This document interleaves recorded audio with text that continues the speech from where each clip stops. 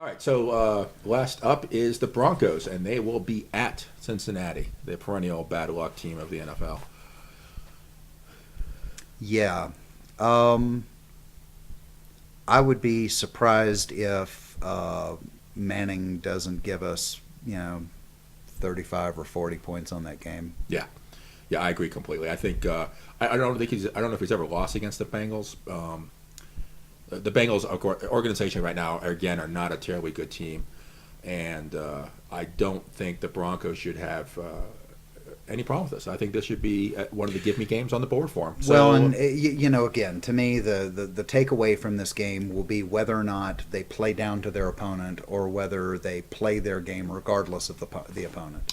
And so, if they play their game, they're going to put in 35 or 40 points against what I don't remember where the Cincinnati is with their defense, but I think it should be fairly porous for them. yeah. Now, another thing I'm going to be looking forward to is whether or not the Broncos defense can do what they ought to against a weak Cincinnati offense. That is kind of the wild card with us, isn't it? Right? It now? is. It is. Um,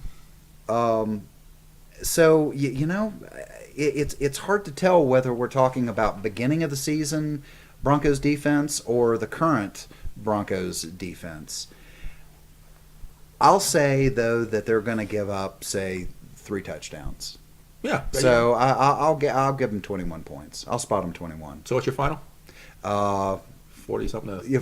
let's say 40 something to 21. All right. My math's a little hazy when you get up to those 40 numbers. No.